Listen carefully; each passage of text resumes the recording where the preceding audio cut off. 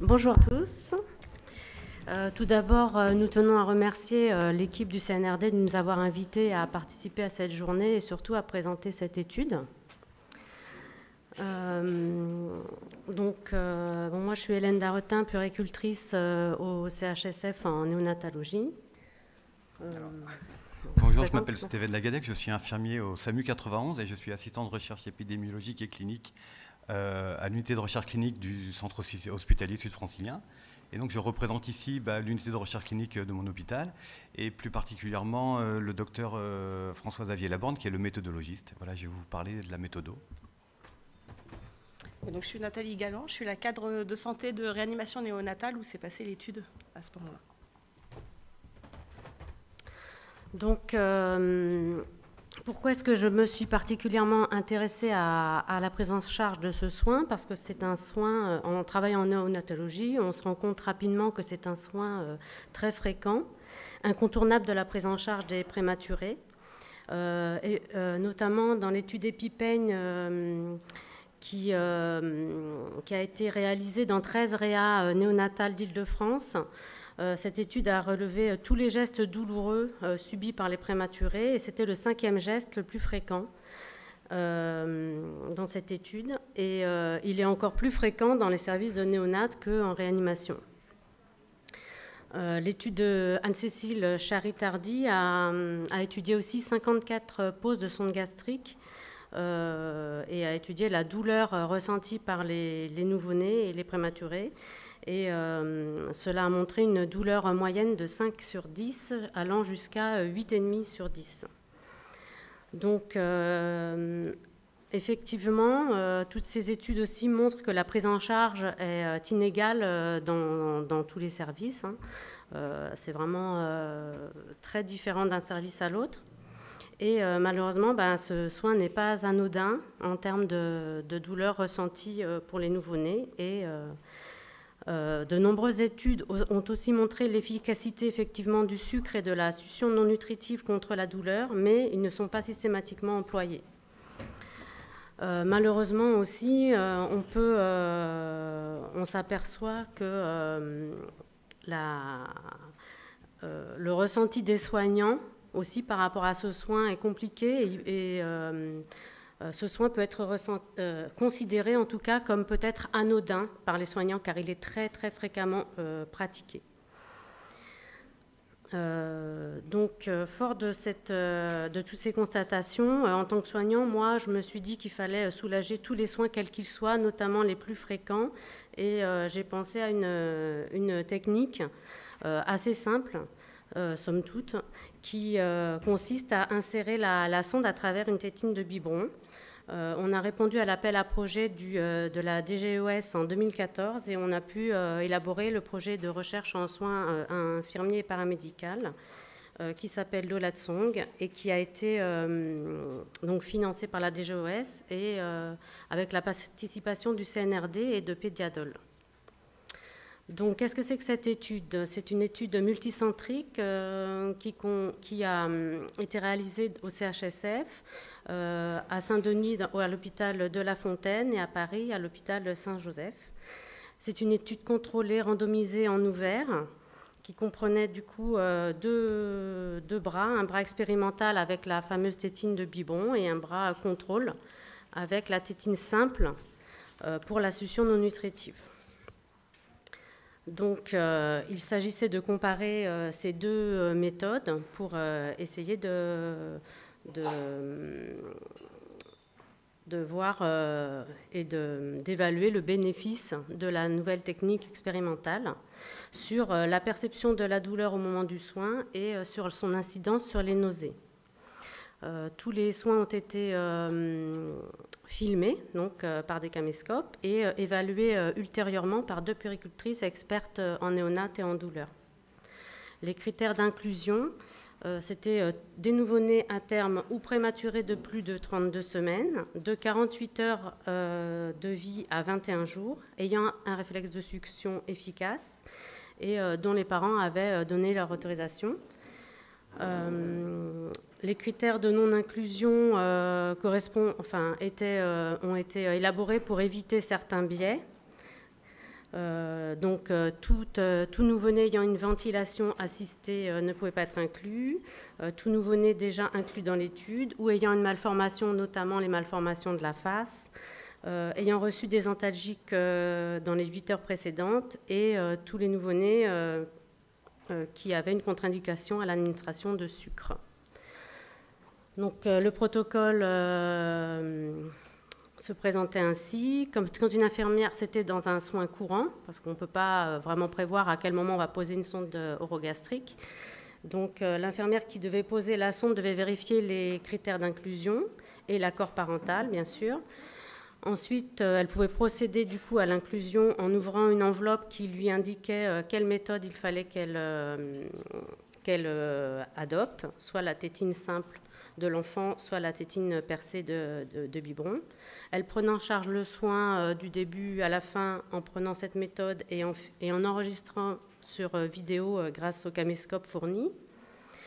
Les données étaient saisies sur un recueil de données et ensuite il fallait aussi déclarer l'inclusion par fax à l'unité de recherche clinique. Donc voilà un petit peu la description de la technique expérimentale. L'enfant étant en proclive, il fallait administrer le sucre selon le protocole du service au niveau de la dose par rapport au poids de l'enfant et utiliser la succion non nutritive. Comme vous le voyez sur la première photo, il fallait casser le frein de la tétine à 3 vitesses de manière à pouvoir y insérer la sonde, lubrifier la sonde préalablement avec de l'eau, introduire ce dispositif, le proposer à l'enfant. Dès que l'enfant tète activement, il faut pousser doucement la sonde en respectant bien son réflexe de déglutition. C'est ça qui est très important pour évidemment prévenir des nausées et éviter la douleur.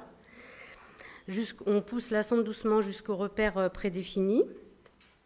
On maintient la sonde, on fait glisser cette tétine le long de la sonde et on la découpe pour la retirer parce qu'évidemment, ça ne passe pas au niveau de l'extrémité, mais vous verrez tout ça mieux sur la vidéo qu'on va vous présenter à la fin. Du coup, a posteriori, les évaluatrices ont évalué tous les soins grâce à l'échelle DAN, qui est une échelle qui est validée pour évaluer la douleur aiguë du nouveau-né. Donc, de 0 à 10, le seuil de douleur étant supérieur à 3. Donc, ces 3 critères. Donc, c'est une échelle assez facile à utiliser et c'est 3 critères d'observation. Et voilà. Attends. Alors, à mon tour, j'ai le plaisir de vous présenter la partie analyse, tout simplement, les biostatistiques. J'ai promis de faire simple et très didactique. Concernant le critère de jugement principal portait sur la proportion de nouveau-nés présentant un score DAN strictement inférieur à 3 lors de la pose de sonde gastrique chez l'enfant, tandis que les critères secondaires étudiaient la valeur absolue du score DAN et ainsi que la fréquence de survenue des éventuelles nausées durant le soin. Alors pour l'analyse purement descriptive, nous avons inclus 71 nouveau-nés et la randomisation a permis un échantillonnage en 2 groupes homogènes et tout à fait comparables.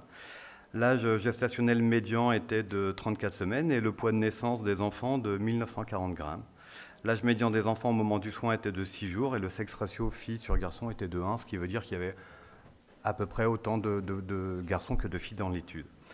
L'analyse descriptive retrouve néanmoins un nombre de pauses antérieures de sonde gastrique significativement plus important dans le bras expérimental. Enfin, 2 soins n'ont pas pu être évalués pour cause de mauvaise qualité des enregistrements vidéo, soit un enfant dans chaque groupe. Alors, si vous vous demandez si l'étude est positive, bah oui, l'étude est positive, c'est une super nouvelle. Quand on produit des travaux de recherche, on est toujours très heureux de pouvoir vérifier une hypothèse. L'analyse univariée, donc soit l'étude, je fais didactique, soit l'étude de l'influence d'une variable explicative sur la variable d'intérêt, fait apparaître qu'au moment du soin, le score DAN était significativement plus bas dans le groupe expérimental, significativement voulant dire que la probabilité de se tromper en affirmant cette différence est inférieure à 5%.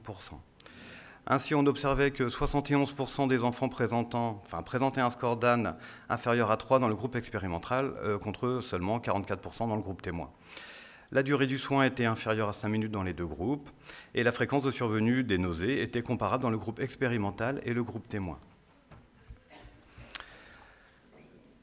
Pardon, oh là, j'ai fait quoi? Non, l'univarié. Bon, c'est ça, excusez-moi, j'ai sauté une petite diapo. Alors, l'analyse multivariée maintenant. Enfin, l'analyse multivariée qui permet donc d'étudier l'influence d'un ensemble de variables confondantes sur la variable d'intérêt, fait apparaître que la technique de pause expérimentale est un facteur indépendant de protection antalgique par rapport à la technique de référence, ce qui nous permet d'affirmer que la technique fonctionne. Et cette analyse multivariée mettait en évidence que les enfants qui présentaient le plus de manifestations douloureuses étaient plus volontiers de sexe masculin et de petit poids. Voilà. Ah, d'accord, je reste. Donc, comme on l'a dit au début, par rapport à l'étude EpiPen, qui a évalué tous les soins subis par 430 nouveau-nés, cela a montré une moyenne de 16 gestes par jour, dont 10 douloureux. Donc on imagine que c'est bien énorme ce que subissent ces nouveau-nés. Et malheureusement, seulement 20% des gestes étaient couverts par une analgésie. Et on sait que la douleur éprouvée lors d'un soin sensibilise à la douleur du soin suivant et qu'il existe effectivement une mémorisation de la douleur. De nombreuses études ont prouvé que les douleurs répétées et prolongées sont délétères et peuvent avoir des conséquences à court, moyen ou long terme. Et dans ce contexte, proposer une alternative pour diminuer les sensations douloureuses pour un soin très fréquent semble important dans la prise en charge des nouveau-nés et s'inscrit dans une stratégie de bien-être et de soins de développement du nouveau-né. Actuellement, en néonatologie, la tendance est de poser les sondes par voie nasale. L'objectif de cette étude était de démontrer l'efficacité de cette technique, bien sûr, lorsqu'on choisit de poser une sonde orogastrique. Et essentiellement, l'objectif n'était pas de préférer absolument cette voie-là, mais bien de faire connaître en fait ce soin et l'efficacité de cette méthode lorsqu'on choisit la voie orale. Donc c'est une technique qu'on a prouvée efficace pour diminuer la douleur de la pose de la sonde par voie orale. Elle est simple, facilement reproductible et peu onéreuse. Et le but aussi de cette étude était non seulement de prouver l'efficacité, mais surtout de faire connaître la méthode pour qu'un maximum de nouveau-nés et même d'enfants puissent en bénéficier. Car effectivement, cette méthode peut être reproductible dans d'autres situations de soins, notamment pour tous les enfants qui tètent, les nourrissons notamment, par exemple en période de bronchiolite, où on peut imaginer d'autres applications à cette méthode. Voilà, je vous remercie et on va passer à une petite vidéo pour vous montrer un petit peu mieux la méthode. Du coup, je fais ça. Hop. Il n'y a pas de son dans la vidéo, c'est juste pour vous commenter un petit peu. Et puis les leçons, il était pas du tout. Je sais pas, vous la voyez là? Non, ça lance pas sur l'écran. Oh, il y a un problème technique. Attends. Elle passe ou pas? Elle est là. Ah. Attends, on va remettre dans l'image. Ouais, mais moi, et on va la remettre au début. Hop là. Bon, même si elle n'est pas au début, c'est pas grave. Donc, bon, ouais. On a présenté ce que je vous ai expliqué, le dispositif avec la tétine. Bon, là, c'est un enfant qui est sur les genoux de sa maman, qui est enveloppé. On n'a pas parlé de tous les autres moyens non médicamenteux qui, évidemment, potentialisent les effets sur la douleur. Donc là, ce n'était pas pendant l'étude, hein. Mais vous voyez que l'enfant, ayant eu l'administration de sucre au préalable, étant bien installé confortablement avec sa mère, voilà, on a poussé doucement la sonde jusqu'au repère. Alors là, c'était pas jusqu'au repère parce que comme le bébé ne tétait pas beaucoup, du coup, des fois, il faut un petit peu moduler la pratique, hein. C'est avec l'expérience qu'on affine un petit peu. Et il y a des fois où effectivement la tétine, elle est un petit peu dure à téter. Donc quand le carrefour en fait rhinopharyngé est passé, c'est ça qui est le plus douloureux et qui provoque vraiment des nausées. Une fois que ce carrefour-là est passé avec la succion non nutritive, on peut se permettre de pousser tout doucement la sonde tout en respectant la déglutition de l'enfant jusqu'au repère. Donc, vous voyez qu'elle n'a pas eu de réaction de douleur ni même de nausée. Et après, après c'est la fixation, c'est ça, hein, à la limite, qui gêne le plus les bébés maintenant, c'est la fixation de la sonde, en fait. Voilà. Je vous remercie.